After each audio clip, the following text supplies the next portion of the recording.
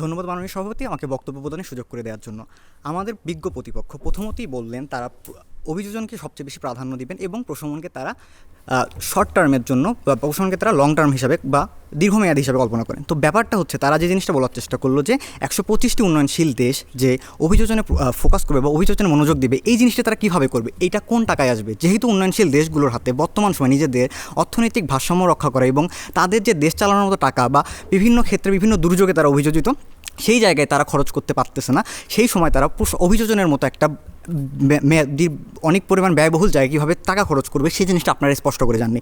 এর পরবর্তীতে আসি, অভিযোজনের একটা সীমা আছে। কিছু কিছু জায়গায় অভিযোজন কখনো সম্ভবই হয় না। যেমন আপনি যখন কৃষি জমির কথা বললেন, সুনামগঞ্জের একটা কৃষক যখন কৃষি জমিতে পানিতে ভরে যায়, আপনি সেখানে কীভাবে অভিযোজন করার মাধ্যমে সেই কৃষকের অভিযোজনের মাধ্যমে তার ফসলের উৎপাদন ক্ষমতা আবার বৃদ্ধি করবেন, এই জিনিসটা আপনি স্পষ্ট করে জান না। তো এখন আসি অভিযোজন আসলে কীভাবে কাজ করে। মাননীয় সভাপতি, অভিযোজন কাজ করে মূলত এমন একটি প্রক্রিয়া, অভিযোজন নির্ভর করে আসলে একটা দেশের রিসোর্সের উপর বা ক্যাপাসিটির উপর, তার সক্ষমতা কতখানি। একটা দেশের সক্ষমতা যত বেশি থাকবে তার অভিযোজন ক্ষমতা তত বেশি থাকবে। আপনি চিন্তা করেন, উন্নয়নশীল দেশের সক্ষমতা সবচেয়ে বেশি কম, তাদের প্রাকৃতিক সম্পদ কম, তাদের প্রযুক্তিগত সম্পদ কম বা প্রযুক্তিগত দক্ষতা কম। অন্যদিকে উন্নতশীল দেশগুলোর যে দেশগুলোর অর্থনৈতিক সক্ষমতা বেশি, একই সাথে প্রাকৃতিক সম্পদ বেশি এবং একই সাথে তাদের অর্থনৈতিক যে ক্যাপাসিটি বা অর্থনৈতিক সক্ষমতা রয়েছে সেগুলো সব থেকে বেশি। আপনি চিন্তা করেন, যে দেশগুলো সবচেয়ে বেশি ক্লাইমেট পরিবর্তন বা গ্লোবাল জলবায়ু পরিবর্তনের জন্য সবচেয়ে বেশি দায়ী, তাদের সক্ষমতা সবচেয়ে বেশি, তাদেরকে আপনি বাধ্য করতেছেন যে তারা অভিযোজন করবে এবং তারা অভিযোজন খরচ করতে পারবে। এবং অন্যদিকে যে দেশগুলো সবচেয়ে বেশি ক্ষতিগ্রস্ত হচ্ছে তাদেরকে আপনি বাধ্য করতেছেন যে তারা অভিযোজন করবে। চিন্তা করেন, দুইটা দেশ, যে দুইটা ক্ষেত্র, একটা ক্ষেত্রে যাদের সক্ষমতা বেশি, যারা সবচেয়ে বেশি দায়ী, তারা অভিযোজন করবে। আরেকটা ক্ষেত্র যারা সক্ষমতা কম এবং যারা সবচেয়ে কম দায়ী, 1% কার্বন নিঃসরণ জন্য যে দেশগুলো যায়, উন্নয়নশীল দেশগুলো, তারাও অভিযোজন করবে। চিন্তা করেন, এই ধরনের একটা প্রেক্ষাপটে যখন আপনি ক্লাইমেট জাস্টিস নিয়ে চিন্তা করবেন বা ন্যায্যতা নিয়ে চিন্তা করবেন, সেই সময় আপনার দাঁড়িয়ে দেখতে পাই যে অভিযোজন করতে গেলে যে টাকাটা প্রয়োজন হবে, যে সক্ষমতা প্রয়োজন, সেই চাপটা পড়বে উন্নয়নশীল দেশগুলোর উপর সবচেয়ে বেশি। অর্থাৎ আপনি সবচেয়ে বেশি ক্ষতিগ্রস্ত হচ্ছেন উন্নত দেশগুলোর কারণে। একই সাথে আপনি অভিযোজনের জন্য যে টাকা খরচ করতে হচ্ছে সেটাও আপনাকে উন্নয়নশীল দেশগুলোকেই খরচ করতে হচ্ছে সবচেয়ে বেশি, কারণ তাদেরকে অভিযোজনও করতে হবে সবচেয়ে বেশি। তো এই জায়গায় দাঁড়িয়ে আমরা চিন্তা করতে পারি যে এইখানে যদি অভিযোজনের পরিবর্তে আমরা প্রশমনকে প্রাধান্য দিতাম, তাহলে এই চাপটা কার উপর পড়তো? চিন্তা করেন, প্রশমনের চাপটা সবচেয়ে বেশি পড়তো যে দেশগুলো সবচেয়ে বেশি কার্বন নিঃসরণ করে, যে দেশগুলো সবচেয়ে বেশি বিলাসবহুল জীবনযাপন করে, যে দেশগুলো সবচেয়ে বেশি রিসোর্স উৎপাদন করে এবং তাদের লভ্যাংশ বা তাদের লাভজনক প্রতিষ্ঠানগুলো সক্ষমতা সবচেয়ে বেশি বা তাদের লাভজনক প্রতিষ্ঠানগুলোর সংখ্যা বেশি। তো এই দেশগুলোর উপর চাপ পড়বে যখন আপনি তাদেরকে প্রশমন করতে বলেন। প্রশমন করতে গেলে তাদেরকে কী করতে হবে? অতিরিক্ত ভোগবিলাস ছাড়িয়ে দিতে হবে। চিন্তা করেন, আমেরিকার রাস্তায় যখন প্রাইভেট কার নিয়ে অনেক মানুষ চলাচল করে, সেই জায়গায় যদি তারা পাবলিক ট্রান্সপোর্ট ব্যবহার করতো, তারা প্রশমনের মাধ্যমে কার্বন নিঃসরণকে কমিয়ে আনতে পারতো।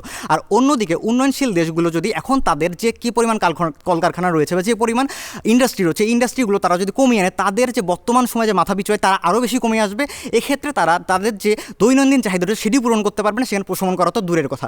সেখানে এই চাপটা আসলে সবচেয়ে বেশি পড়তেছে উন্নয়নশীল দেশগুলো। এই ক্ষেত্রে প্রশমন করতে পারে সোলার প্যানেল বা সৌরশক্তি, বায়ুশক্তি চালিত বা রিনিউয়েবল এনার্জির মাধ্যমে আমরা প্রশমন করতে পারবো উন্নয়নশীল দেশগুলো। তাদেরকে কার্বন নিঃসরণ কমাতে হবে না, কারণ ইতিমধ্যে তাদেরকে উন্নয়নশীল দেশগুলোর কার্বন নিঃসরণের হার সবচেয়ে কম, মাত্র 1% কার্বন নিঃসরণ, তারা যেহেতু দায়ী। এবং উন্নয়নশীল দেশগুলো যেহেতু সবচেয়ে বেশি কার্বন নিঃসরণ করে, তারা যেহেতু 75% কার্বন নিঃসরণ জন্য বিজ্ঞ প্রতিপক্ষ বলে গেছে, সেই ক্ষেত্রে দেখা যায় যে উন্নত দেশগুলোর উপর এই চাপ সবচেয়ে বেশি পড়বে। অর্থাৎ আপনার ক্যাপাসিটি বেশি, আপনার উপর চাপও বেশি পড়বে, আপনি সেটাকে সামলে নিতে পারবেন। অর্থাৎ এই ক্ষেত্রে ন্যায্যতা প্রতিষ্ঠা হয়। আর অন্যদিকে উন্নয়নশীল দেশগুলোর ক্যাপাসিটি কম বা তাদের সক্ষমতা কম, একই সাথে তারা সবচেয়ে বেশি ক্ষতিগ্রস্ত। এইদিকে তাদেরকে প্রশমন করা, তাদের প্রশমনও তেমন করতে হচ্ছে না যেহেতু তারা আগে থেকেই কম নিঃসরণ করে। এবং একই সাথে তারা যদি উন্নত বিশ্বের কাছ থেকে কিছু প্রযুক্তিগত সক্ষমতা পায় বা কিছু প্রযুক্তিগত সক্ষমতা ট্রান্সফার করে, যেমন সোলার প্যানেল ইউজ করা বা সৌরশক্তি ইউজ করা বা বায়ু চালিত বিদ্যুৎ শক্তি ইউজ করা, এই ধরনের জিনিস যদি ব্যবহার করে, তাহলে সেক্ষেত্রে তারা কিছুটা প্রশমন করতে পারবে। তো এই চাপটা আমরা কাকে দেবো? প্রযুক্তিগত ভাব থেকে, প্রশমনগত দিক থেকে এই জিনিসটা আমরা খুব স্পষ্টভাবে বলার চেষ্টা করি। তাদেরকে আমরা কিছু কোশ্চেন করে, যে মাননীয় সভাপতি, তাদেরকে আমরা কোশ্চেন করে যাই যে আপনারা যে এই প্রশমনটা করবেন কী পরিমাণ সময় পর্যন্ত করবেন। তারা বলে যে প্রশমন 10 বছরের সময়ের জন্য প্রযোজ্য। কিন্তু এই 10 বছর সময়ের পর তাদের যখন একটা থ্রেশহোল্ড সীমা অতিক্রম করে যাবে, এই থ্রেশহোল্ডের পর, যেমন আপনি চিন্তা করেন বাংলাদেশে তাপমাত্রা যখন 50 ডিগ্রি অতিক্রম করবে, এর পরবর্তীতে আপনি প্রশমন করার মতো কোনো স্ট্রাকচার পাবেন না, কোনো প্রযুক্তি পাবেন না, মানুষের সক্ষমতাও থাকবে না। এর পরবর্তীতে তারা কী করবে? বর্তমান সময় যদি আপনি প্রশমন করতে যান, তাহলে যেহেতু বর্তমান সময় পৃথিবীর তাপমাত্রা যে হারে বাড়তেছে, এটা এখন পর্যন্ত ক্যাপাসিটির মধ্যে রয়েছে। আর আমরা যদি বর্তমান সময় প্রশমনকে গুরুত্ব দিয়ে থাকি, তাহলে অধিকাংশ ক্ষেত্রেই দেখা যাবে যে থ্রেশহোল্ড সীমার নিচেই থাকতে পারবো। এবং এক্ষেত্রে আমরা ভবিষ্যতে আমাদের প্রশমন 50 বছর বা 20 বছরের মধ্যে কমে আসবে, প্রশমনের মাধ্যমে কমে আসবে। তো আর অন্য ক্ষেত্রে যদি আমরা দেখি মাননীয় সভাপতি, তাহলে দেখতে পারবো যে প্রশমনের মাধ্যমে যে জিনিসটা হয়, প্রশমন হচ্ছে মানুষকে বর্তমান সময় থেকে, আপনার একটা রোগের এমন একটা স্টেজ আছেন যেই সময় আপনার অ্যান্টিবায়োটিক প্রয়োজন, সেই সময় আপনি চিন্তা করতেছেন বলতেছেন যে আমি পেইন কিলার খেয়ে বা হচ্ছে শুধুমাত্র অ্যান্টিবায়োটিকের পরিবর্তে সাধারণ ওষুধ খেয়ে চিকিৎসা করবো, সেই সময় কখনো আসলে এই জিনিসটা কার্যকর হবে না সমানে সব। সেক্ষেত্রে আমি বলতে চাই যে 10 সেকেন্ড চেয়েছি, সেক্ষেত্রে আমি বলতে চাই যে পরিষদে প্রশমন হচ্ছে এমন একটি চলমান পরাজয় যার মাধ্যমে আসলে কোনোভাবেই অভিযোজন একটি চলমান পরে যার মাধ্যমে কোনোভাবেই সমস্যার সমাধান করা সম্ভব নয় কার্যকরী প্রশমন পদক্ষেপ ছাড়া। ধন্যবাদ, ধন্যবাদ সবাইকে।